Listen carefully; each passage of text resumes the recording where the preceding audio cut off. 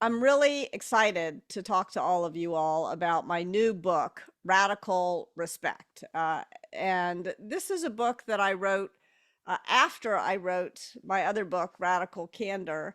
And but in many ways, Radical Respect is actually the prequel to Radical Candor. Radical Candor was all about caring personally and challenging directly, but it did not one of the things that I came to realize was that if you don't respect people, that you're not going to care about them, nor will you bother to challenge them. And when I'm talking about respect, I'm talking about respect. There's two definitions, and I'm talking about it in a very particular way. I'm not talking about the first definition of respect, which is something that you need to earn. What I'm talking about is the second definition of respect, which is the unconditional regard that we all owe each other for our emotions, our backgrounds, for our shared humanity. And I realized that I hadn't taken respect into account enough when I wrote Radical Candor shortly after the book came out. If you write a book about feedback, you're going to get a lot of it. And indeed, I did. And hands down, the best feedback that I got about Radical Candor came when I was giving a talk at a tech company in San Francisco. And the CEO of that company had been a colleague of mine for the better part of a decade. She's a person I like and respect enormously. So I was really excited to give the talk at her company. And after I finished, she pulled me aside and she said, Kim, I'm excited to roll out Radical Candor. I think it's going to help me build the kind of culture that I want, build the kind of innovation at this company that we need in order to get the results that we need to get. But I got to tell you, it's much harder for me to roll it out than it is for you. And she went on to explain to me that as soon as she would offer people even the most gentle, compassionate criticism, they would call her an angry Black woman. And as soon as she said this to me, I knew it was true. And I knew how unfair it was because she's one of the most cheerful, reasonable people I've ever worked with. And it made me realize four different things at the same time. The first was that I had failed to be an upstander. I had failed even to notice the extent to which she had to show up unfailingly cheerful and pleasant in every meeting we had ever been in together, even though she had what to be annoyed about, as we all do at times and at work. But sometimes we're pissed off, and we need to be able to say so when we are. And so I had, instead of being an upstander who intervened, I had been a silent bystander, which is not what I intended to be, but that is what I had done. The second thing that I realized was that sometimes I also had experienced disrespect in the workplace, and I had pretended that hadn't happened. Kind of hard for the author of a book called Radical Candor to admit that I had been pretending that a whole host of things were not happening that were in fact happening. And so I hadn't chosen a response. I had defaulted to silence, which is not in the spirit of my philosophy of radical candor.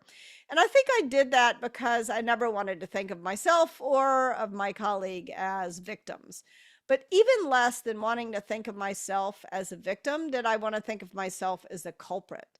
So the third thing that I realized was that sometimes I was the person who was disrespectful to others, but I had been most deeply in denial about the fact when I was in that role. And therefore I couldn't acknowledge what I did wrong and make amends. As my son's baseball coach said, you can't do right if you don't know what you're doing wrong. And often when we've hurt someone else, we just reject that knowledge. We're in denial. And last but not least, I realized that as a leader, I imagined myself to be creating these BS-free zones where everybody could do the best work of their life and build the best relationships of their career. But by failing to acknowledge these disrespectful attitudes and behaviors that were happening on my team, I couldn't prevent them from getting in the team's way. So that was a big drink of water. So before we talk about what goes wrong, why that happened to me and why it happens to so many of us, because I bet each and every one of you, raise of hands if this has been you, have been in a situation where somebody said or did something in a meeting that made you cringe.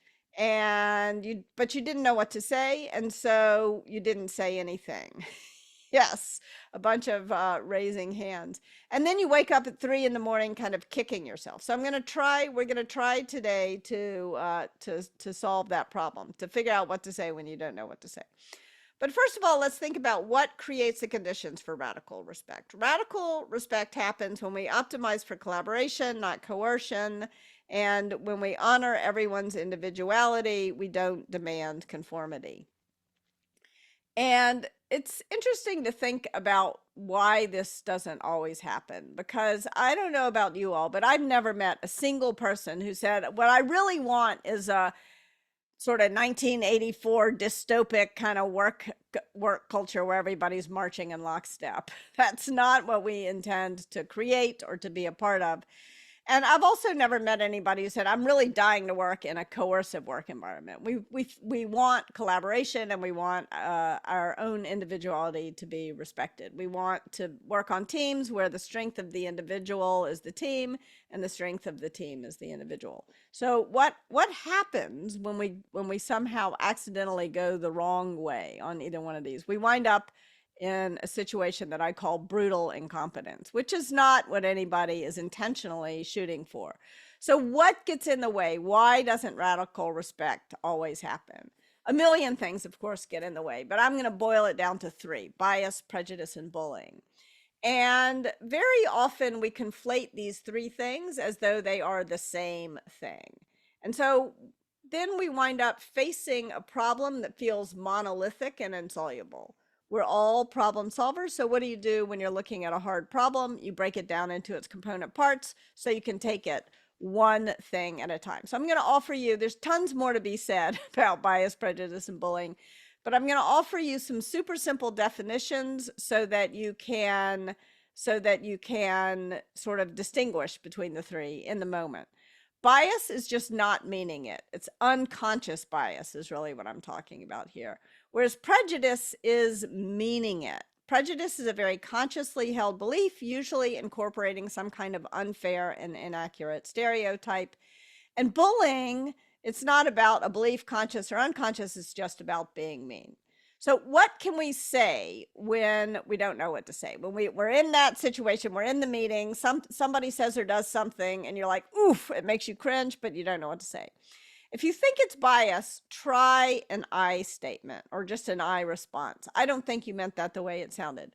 One of my favorite stories about this comes from a colleague of mine who was going into a meeting with a woman who had the expertise that was going to win his team the deal. And so when they went in to meet with this company they were negotiating with, she sat at the center of the table, he sat to her left, and his other colleague sat to his left. And when the other side came in, first person came in and sat across from him, not from her. The next person sat across from the guy to his left, and then everybody else filed on down the table, leaving her dangling by herself. Again, you can use some sort of emoji. Anybody ever notice bias showing up like that? Just who decides to sit next to whom. And so she started talking.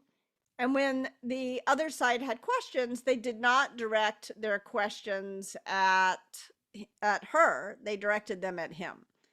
It happened once. It happened twice. It happened a third time. Anybody ever notice this kind of thing happening where the man gets asked a question even though the woman is talking? And the third time it happened, he stood up and he said, I think we should switch seats. That was all he had to do to totally change the dynamic in the room. And as soon as he did that, the other side realized what they were doing and they stopped doing it. They started engaging her. So why did he decide to be an upstander in that moment? He decided to be an upstander, first of all, because there was a practical reason. He wanted to win the deal, and he knew that they wouldn't win the deal if the other side wouldn't listen to her. Second of all, he did it, there was an emotional reason. He liked her and it bothered him to see her getting ignored. Third of all, he did it in compassion for the other people. He realized it was going to be easier for them to hear it from him than from her. It wasn't that he thought she couldn't speak up for herself, but it was going to be easier for him to hold up a mirror than it would be for her. So there's sort of an efficiency argument to being the upstander. And fourth, he did it for self-protective reasons. I think when we're in the situation where we wind up as the silent bystander, we suffer a little bit of moral injury. And we that's what happens when you wake up at 3 in the morning and you're like, why didn't I say anything? So I think those are some reasons to be an upstander who intervenes when you notice bias. However, if it's prejudice, the I statement is not going to work. The other person's going to look in the mirror, they're going to grin, they're going to like what they see. So if you think that it is prejudice, you want to use an it statement. An it statement can appeal to the law, it can appeal to a company policy, or it can appeal to common sense. But the goal of an it statement is to draw a line between one person's freedom to believe whatever they want, but they can't impose those beliefs on you. Here's an example of an it statement from my career. Shortly after I returned to work after parental leave, I had given birth to twins. I had taken my 5 months of parental leave, and it was my second day back in the office. And I was having all the usual emotions that a person has in this situation. And I was chit chatting with a guy right before a meeting, and he said to me, "Oh, my wife doesn't work because it's better for the children." And of course, for me at this moment, this was like a punch in the gut, because I was having the usual emotions, but I didn't think he really meant it the way it sounded. I thought it was bias. So I started with an I statement, and I said, "Oh, I decided to show up at work today because I wanted to neglect my children." And I was expecting him to laugh and then we would move on, but that's not what happened. Instead, what happened was he doubled down and he said, "Oh no, Kim, it is really bad that you are showing up at work now because it's bad for your kids."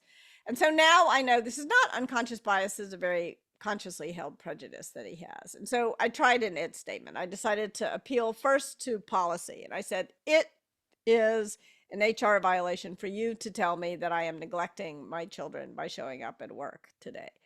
And that had the desired impact. He kind of backed off.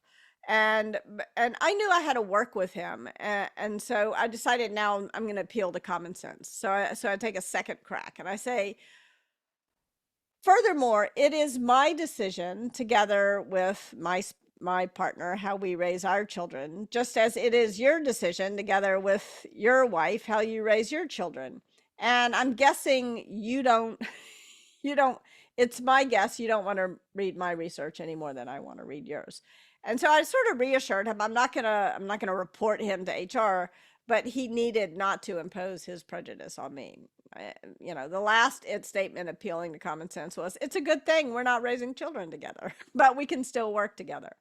So again, I'm not saying that solved all the world's problems, but it allowed us to continue to work well together. Last but not least, bullying. If it's bullying, you don't want to use an it statement. If someone is trying to bully you and you show them where a boundary is, you know they're going to try to kick past it. You also don't want an I statement. You don't want an I statement sort of brings someone in closer. And if someone is bullying you, you want to push them away. A you response will work for this. I learned this from my daughter when she was in third grade. She was getting bullied on the playground, and I was encouraging her to say, "I feel sad when you blah, blah, blah." She banged her fist on the table and she said, "Mom, they are trying to make me feel sad. Why would I tell them they succeeded?" And I'm like, "Oh, that is a really good point."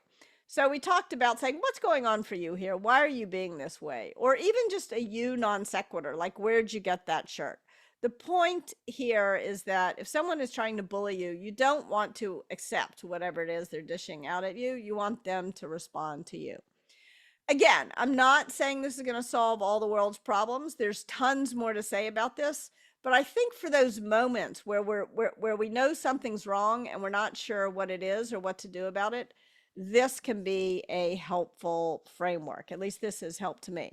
So I would love to stop talking now and start answering any questions you all have to this. We can talk about this or anything else that's on your mind. There's one question in the Q&A. It says, "What do you do if it is family and the same dynamic happens?" I think this is a really important question. I mean, all the work that I do is really about relationships. And the focus is relationships at work, but all the stuff I'm talking about also can work at home. Uh, it was really interesting that we're talking about those cringe moments. I grew up in Memphis and Tennessee, and I'm super liberal, and my family is not super liberal, and so one of the things that I've really, well, some of them are super liberal, some of them are not, but when I go home, there are moments where people say or do things that I disagree with vehemently. And I think for so long in my in my life, I just defaulted to silence. And one of the things that I've been thinking a lot about lately is how useful it is to really try to understand how people came to believe what they believe, rather than saying, why do you believe that, which sort of sets it up as a fight. How did you come to believe that? Even if I'm not going to change my mind and they're not going to change their mind, there can be a lot of value in having those conversations.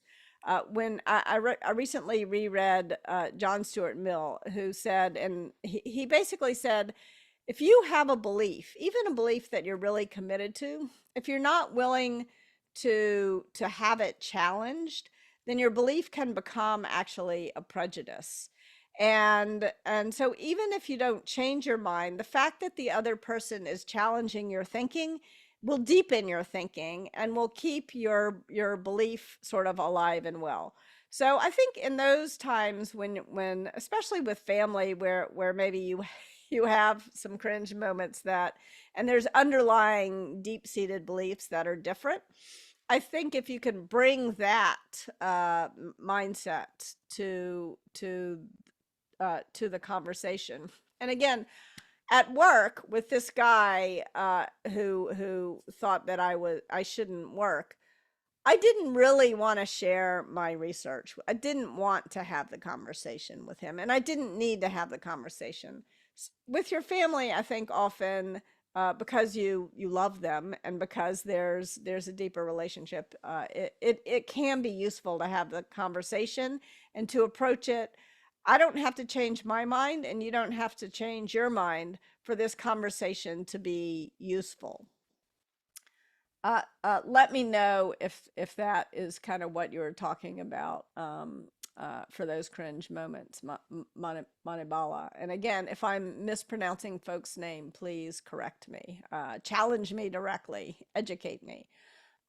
Jocelyn says, when the bullying is part of the strategy to shame or intimidate, and they are in authority, what do you recommend?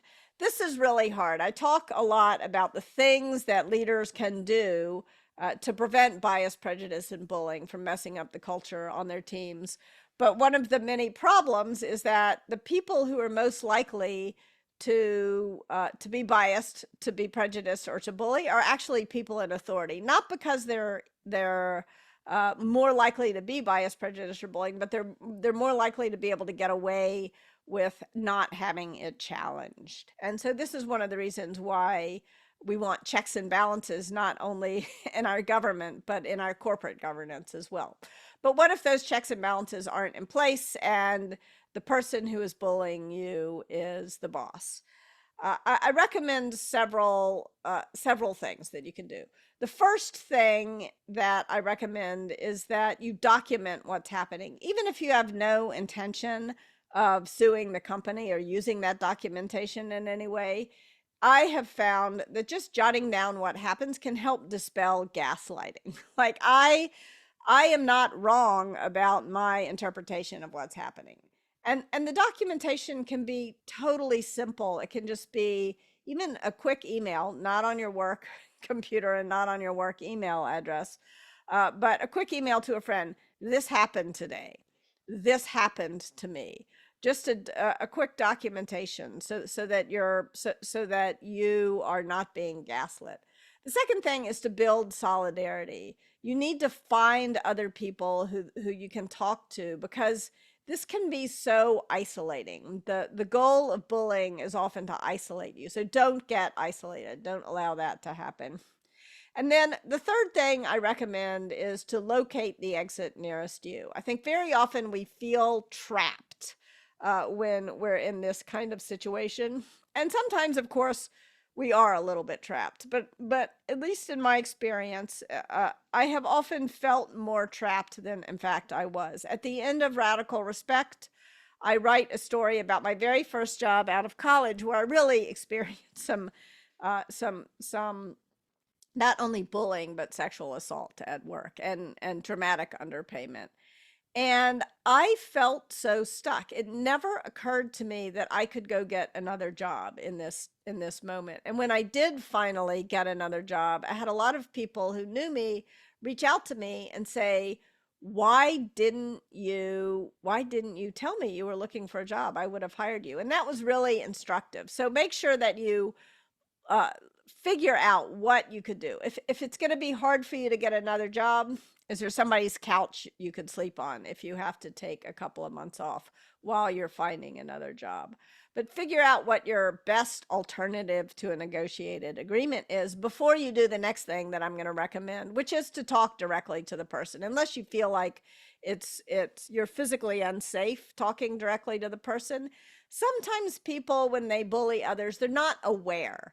They're what when Bob Sutton wrote the no asshole rule, he distinguishes between the bona fide bullies and temporary bullies.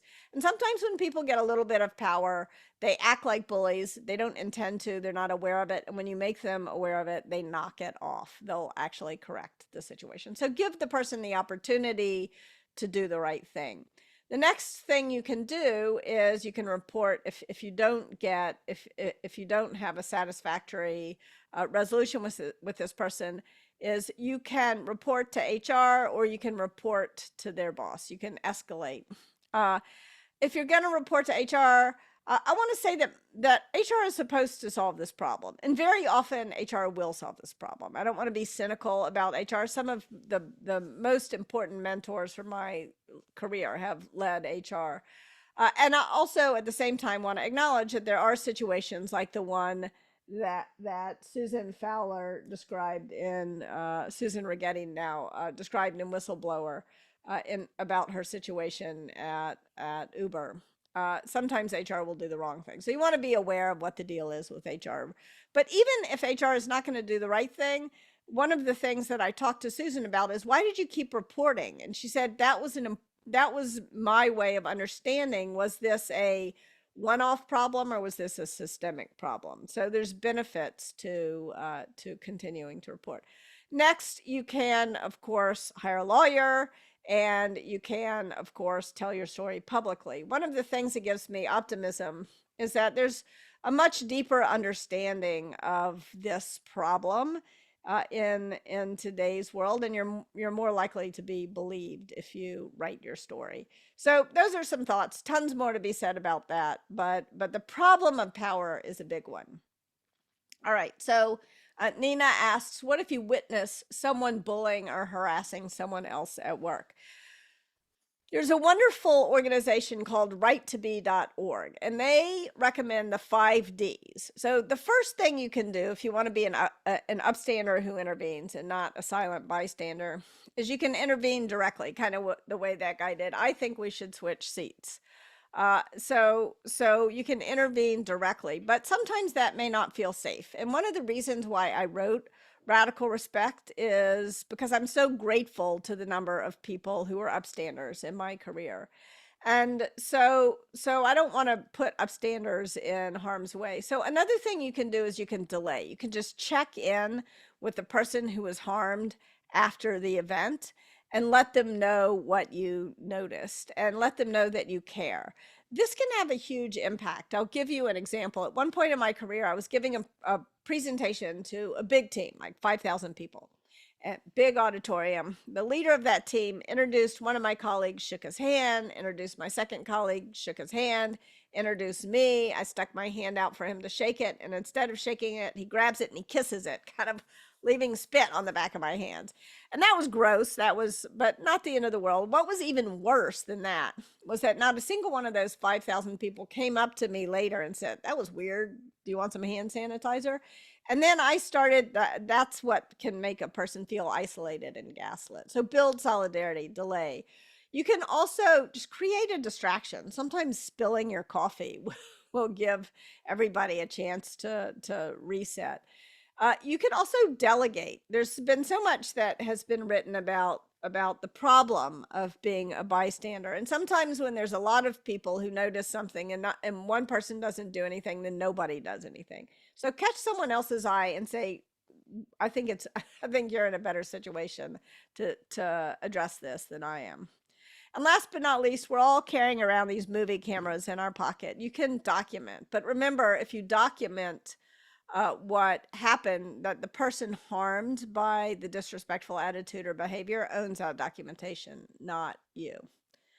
All right, Patricia, this may lead into dark waters, but as a mom, I found parenting ornery teens translated to text engaging logic without emotion.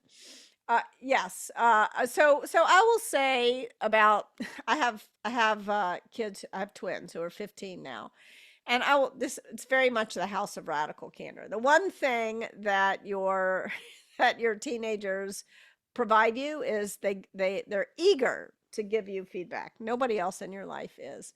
And so one of the things I found about parenting teens, but also really working with anyone, is if we solicit feedback before we give it, then then we earn the right to say to offer some feedback later about the way that they solicited the feedback. So take the feedback on board, even if it seems a little bit ornery. Look for the 5 or 10% of whatever was said that you can agree with. Reward the candor, and now you've earned the right to give some candor about the way that they said it. I hope that helps. I will say that being a parent also of toddlers really prepared me for my CEO coaching.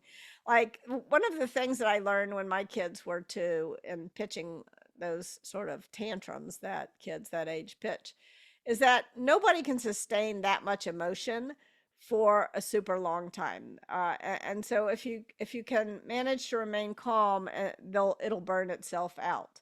So sometimes in with some of the engineers I've worked with, like, the emotions flare and you got to let them burn out.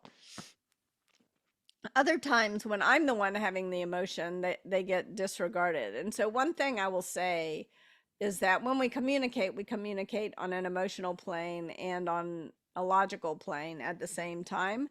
And if you ignore the emotional signals that are coming at you, you're just not going to communicate very well. And this has been very helpful to me in tech, in working with folks.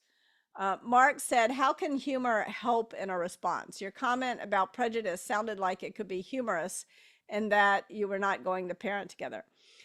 Humor, I think, can be very helpful, but you want to make sure that you're not that humor doesn't veer into being mean. Humor can also veer into bullying. So one of the things that I try to remember when I'm using humor is I'm trying to build a connection. I'm not trying to kick down. Um, I think that one of the common uses of humor, which can be okay, is that we can use it to kick up, not kick down. But I've found that can get you in trouble. So you want to make sure you're using humor sort of to build bonds, not to sever them. All right, I'm going to take one more question, and then I think we're at time, and I want to make sure that people have time to get to their next session. Okay, what do you think about the statement "step into their shoes"? I think we might not be able to do this, as we might be at different levels or headspaces. I think it is trying to have compassion for the other person is always a good idea. But I also acknowledge what Bella is saying is it can be really, really difficult.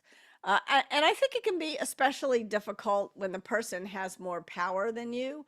But if you can do it, if you can remember that this person who has more power than you is just another person, and you want to get on a level playing field so you can build a real human relationship with that person, I think it will help you so much in your career. Our time flew by. Feel free to reach out to me, Kim at radicalcandor.com. I would love to hear more questions and to engage in this, to build solidarity with all of you. Dealing with bias, prejudice, and bullying is really hard, and I certainly don't have all the answers, but I'm thrilled to engage in conversations with you all. Thank you so much.